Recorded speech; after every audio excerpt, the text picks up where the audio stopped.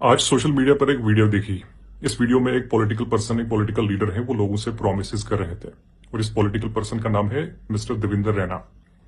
देवेंद्र रैना पहले national conference में थे, उसके बाद इन्होंने वहां से रिजाइन दिया और इन्होंने भारतीय जनता पार्टी ज्वाइन कर ली और इस टाइम जो है ये भारतीय जनता पार्टी में इसके कार्यकर्ता हैं, इसके मेंबर हैं, इसके लीडर भी हैं। और इन्हीं की वीडियो में देख रहा था जिसमें ये लोगों से प्रॉमिस कर रहे थे, कुछ प्रॉमिसेस कर रहे थे और ये प्रॉमिसेस सुनकर जो है बेसिकली मैं थोड़ा सरप्राइज हो गया।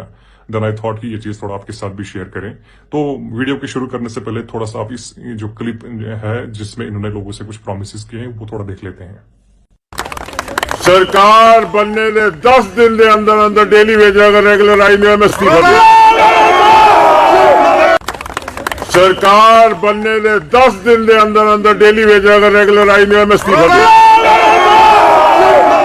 तो जैसे आपने देख लिया कि इसमें इस क्लिप में मिस्टर रैना जो है लोगों से प्रॉमिसेस कर रहे हैं कि हमारी सरकार बनने के बाद अगर 10 दिन के अंदर अंदर जो डेली वेजर्स हैं, जिनकी काफी ज्यादा संख्या हमारे जम्मू कश्मीर में है and they are suffering actually, अगर उनको रेगुलराइज न किया 10 दिन के अंदर अंदर, then I will give resignation. मैं 10 दिन के अंदर अंदर जो है इस्तीफा दे दूंगा अगर ये 10 दिन के अंदर ये जितने भी डेली वेजर्स हैं उनको रेगुलराइज न किया गया। And this is a very unfortunate, क्योंकि रेगुलराइजेशन पे सेटल्ड लॉ है। There is a settled law. Honourable high court, honourable supreme court of India की तरफ से टाइम टू टाइम जजमेंट्स दी गई हैं कि एक डेली रेटेड वर्कर या डेली वेजर को रेगुलराइज होने के लिए कुछ एलिजिबिलिटीज होती हैं, वो फुलफिल होनी चाहिए, वो कंप्लीट होनी चाहिए, फिर उसको रेगुलराइज होने से कोई नहीं रोक सकता।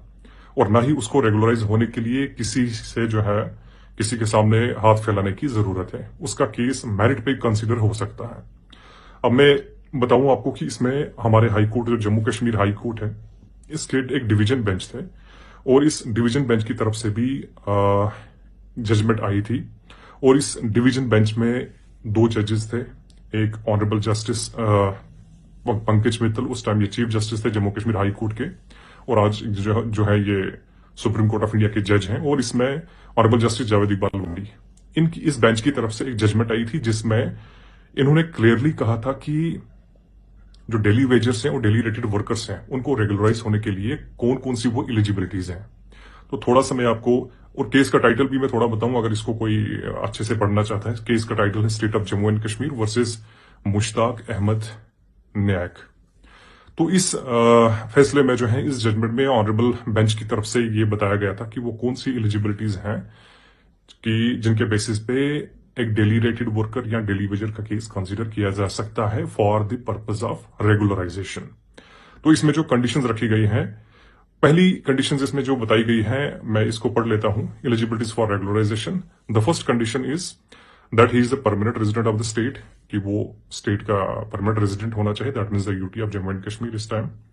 दूसरी कंडीशन इसमें बताई गई है that on the date of his initial appointment his age was within the minimum and maximum age limit as prescribed for appointment in government service. जब भी हम किसी गवर्नमेंट जॉब के लिए अप्लाई करते हैं तो वहां पे 2 चीजें होती हैं, एक मिनिमम एज आपकी क्या होनी चाहिए और मैक्सिमम एज क्या होनी चाहिए, ये सब आप जानते हैं। इसमें भी वही कहा गया है कि जब आपकी अपॉइंटमेंट हो, जब आपकी इनिशियल अपॉइंटमेंट्स होती हैं, उस टाइम जो डेली रेटेड या डेली वेजर के लिए जो मिनिमम एज रखी गई है और मैक्सिमम एज रखी गई है, आपकी एज जो है एज पर दैट होनी चाहिए, ना मिनिमम से कम होनी चाहिए और ना मैक्सिमम से ज्यादा होनी चाहिए। इसके बाद जो है कहा गया है कि that he is not a retiree from any state और सेंट्रल गवर्नमेंट सर्विस और any local body, public sector undertaking और ऑटोनमस बॉडी और in the outside the state. That means कि अगर आप रेगुलर डेली वेजर्स हैं या डेली रेटेड वर्कर हैं, आप किसी भी सेंट्रल या स्टेट गवर्नमेंट से रिटायर हुए शख्स ना हो, तो अगर आप वैसे होंगे देन आपका केस रेगुलराइजेशन के लिए कंसिडर नहीं होगा। इसके बाद कहा गया है कि that his work and conduct has remained satisfactory, आपका जो कंडक्ट है, आपका काम जो है वो सेटिस्फैक्टरी रहा हो इस टाइम के लिए। और एक इंपॉर्टेंट पॉइंट और कहा गया है that he has completed 7 years continuously period of working as daily rated worker और partly as daily rated worker and partly as work charge employee, कि 7 साल कम से कम मुकम्मल हुए हों आपकी इनिशियल अपॉइंटमेंट से लेकर उस टाइम तक जब आप क्लेम करें, एक 7 साल का टाइम पीरियड कंप्लीट हुआ हो और 7 साल के बाद भी जो है आपका केस रेगुलराइजेशन के लिए कंसिडर किया जाएगा। लेकिन यहां पर एक और चीज मैं आपको कहूंगा कि बहुत सारे लोग इस तरह समझते हैं कि शायद 7 साल ही होना काफी है, लेकिन 7 साल नहीं बल्कि बाकी कंडीशंस भी हैं जो मैंने आपको इसमें बताया, जैसे मिनिमम एज या मैक्सिमम एज का इसमें बताया गया है। तो ये भी वो कंडीशंस है जो पूरी होनी चाहिए। तो इन कंडीशंस के बेसिस पे आपका case, if you are a daily wager, अगर आप डेली वेजर हैं या डेली रेटेड वर्कर हैं, ये वो कंडीशंस है जो honourable division bench of the high court of Jammu and Kashmir and Ladakh की तरफ से बताई गई है कि इन कंडीशंस के बेसिस पे आपका केस रेगुलराइजेशन के लिए कंसीडर हो सकता है।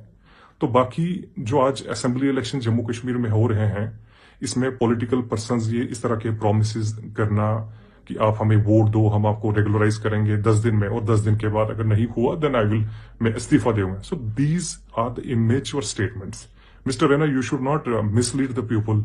हमारे जम्मू कश्मीर में डेली वेजर्स की संख्या बहुत ज्यादा है and they are hardly getting 7-8 हजार रुपए, 10 हजार रुपए हार्डली मुझे लगता है वो लेते होंगे, और काम भी वो सबसे ज्यादा करते हैं।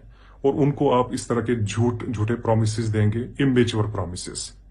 सो इसलिए मैं सभी लोगों से रिक्वेस्ट करता हूं कि इस तरह के प्रोमिस में, इस तरह के जाल साजी में आप ना फंसें, बल्कि जो क्लियर लॉ है आपकी रेगुलराइजेशन से रिगार्डिंग, अगर आप वो एलिजिबिलिटीज आपकी पूरी होती है then you can proceed, then you can realise someone. अगर वो एलिजिबिलिटीज पूरी नहीं होती है then your case can't be considered for the purpose of regularisation.